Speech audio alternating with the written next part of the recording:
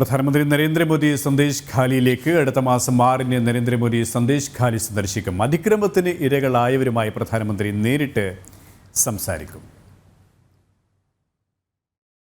देखिए, अभी तक जो तय कार्यक्रम है 6 तारीख को माननीय प्रधानमंत्री पश्चिम बंगाल आएंगे. इसमें अगर कुछ परिवर्तन होता है वो आपको बताएंगे.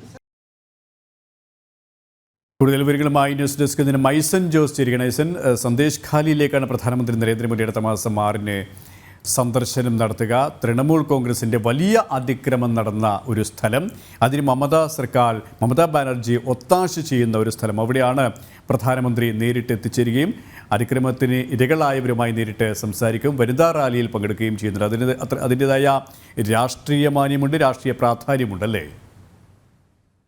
തീർച്ചയായും സുരേഷ്, രാഷ്ട്രീയ മാനങ്ങളും അതുപോലെ തന്നെ ചില രാഷ്ട്രീയ നിലപാടുകളും ഉറക്കെ പ്രഖ്യാപിക്കുന്നത് തന്നെയാണ് നരേന്ദ്രമോദിയുടെ സന്ദർശനം എന്ന കാര്യത്തിൽ തർക്കമില്ല. കാരണം എടുത്തു പറയേണ്ടത് അന്ന് അവിടെ സന്ദർശിക്കുന്ന അദ്ദേഹം ഇത്തരത്തിൽ ഇരയായവരുടെ അതായത് ഈ തൃണമൂൽ നേതൃത്വത്തിൻ്റെ ഒത്താശയോടെ ക്രൂരമായി പീഡിപ്പിക്കപ്പെട്ടവർക്ക് അല്ലെങ്കിൽ കടുത്ത പീഡനത്തിന് ഇരയായവരോടൊപ്പം ഇരയായവരെ നേരിട്ട് കണ്ട് അവരുടെ പ്രശ്നങ്ങൾ ചോദിച്ചറിഞ്ഞ് മനസ്സിലാക്കി അതിന് പരിഹാരങ്ങളിലേക്ക് നീങ്ങാനുള്ളൊരു നീക്കം തന്നെയാണ് പ്രധാനമന്ത്രിയുടെ ഭാഗത്തു നിന്ന് ഒരു പ്രധാനമന്ത്രിയുടെ ഉത്തരവാദിത്തം എന്ന നിലയിൽ ഉണ്ടാവുക. സ്വാഭാവികമായും മറ്റൊരു സന്ദേശം കൂടി പ്രധാനമന്ത്രി ജനങ്ങളോട് പറയാൻ ആഗ്രഹിക്കുന്നു. നമുക്കറിയാവുന്നതാണ്, ഈ അടുത്ത ദിവസങ്ങളിലെല്ലാം തന്നെ തൃശ്ശൂരിലെത്തി വനിതാ സംഗമത്തിൽ പ്രധാനമന്ത്രി പങ്കെടുത്തിരുന്നു. അതുപോലെ തന്നെ വനിതകൾക്ക് പ്രാമുഖ്യം നൽകുന്ന അല്ലെങ്കിൽ അവരുടെ ഉന്നമനം ലക്ഷ്യമാക്കി അവരുടെ സ്വാതന്ത്ര്യവും സുരക്ഷയും ലക്ഷ്യമാക്കിയുള്ള നിരവധി പദ്ധതികൾ നരേന്ദ്രമോദി സർക്കാർ നടപ്പാക്കുന്നുണ്ട്.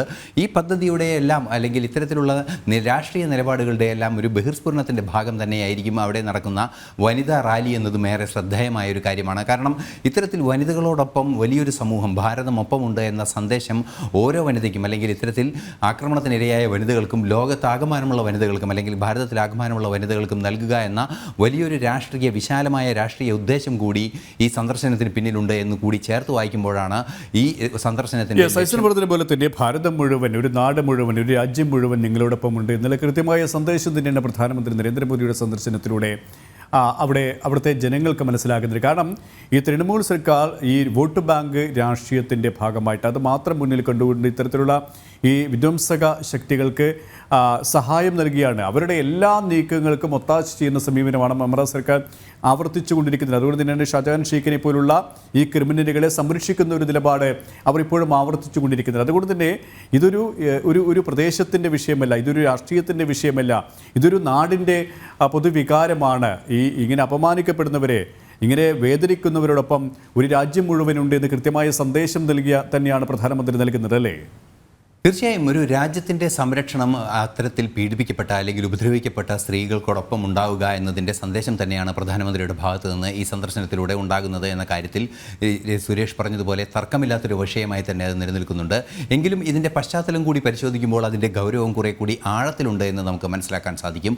നമുക്കറിയാവുന്നതാണ്, പട്ടികജാതി കമ്മീഷൻ, അതായത് ഈ പീഡനത്തിന് ഇരയാക്കപ്പെട്ട വനിതകളിൽ പട്ടികജാതി വിഭാഗങ്ങളിൽ നിന്നുള്ള സ്ത്രീകളുണ്ട്. അതുപോലെ തന്നെ നാളെ മനുഷ്യാവകാശ കമ്മീഷൻ സന്ദർശിക്കാനിരിക്കുന്നു, മനുഷ്യാവകാശ കമ്മീഷൻ്റെ ഒരു ഡെലിഗേറ്റ് സന്ദർശിക്കാനിരിക്കുന്നു. മനുഷ്യാവകാശ കമ്മീഷനും പട്ടികജാതി ക്ഷേമ കമ്മീഷനും ഉൾപ്പെടെയുള്ള ദേശീയ കമ്മീഷനുകൾ കേസെടുക്കുകയും അതുപോലെ തന്നെ ലോകം മുഴുവൻ അല്ലെങ്കിൽ രാജ്യം മുഴുവൻ ശക്തമായ പ്രതിഷേധമുണ്ടാവുകയും ചെയ്തൊരു പശ്ചാത്തലമാണ്.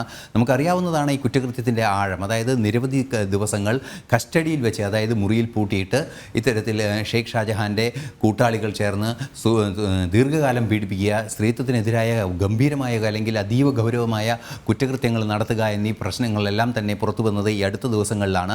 നമുക്കറിയാവുന്നതാണ്, എൻഫോഴ്സ്മെൻറ്റ് ഡയറക്ടറേറ്റ് ഉദ്യോഗസ്ഥരെ ഉൾപ്പെടെ ആക്രമിച്ച പശ്ചാത്തലം അവിടെയുണ്ട്.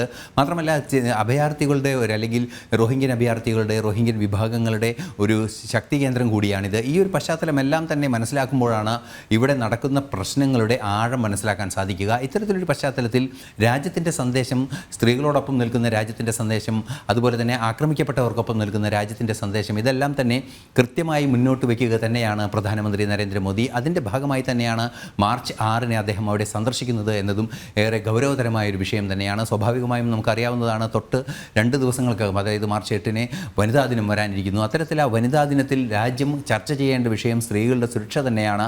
അവരുടെ സ്വതന്ത്രവും അവർക്ക് നീതിപൂർവമായ തുല്യത ലഭ്യമാക്കുക എന്നത് തന്നെയാണ് എന്ന് വളരെ കൃത്യമായി പ്രഖ്യാപിക്കുന്ന ഒരു രാഷ്ട്രീയം അല്ലെങ്കിൽ ഒരു സ്ത്രീപക്ഷ രാഷ്ട്രീയത്തിൻ്റെ ലക്ഷ്യം കൂടി പ്രധാനമന്ത്രിയുടെ സന്ദർശനത്തിനുണ്ട് എന്നത് ഒരു യാഥാർത്ഥ്യം തന്നെയാണ്.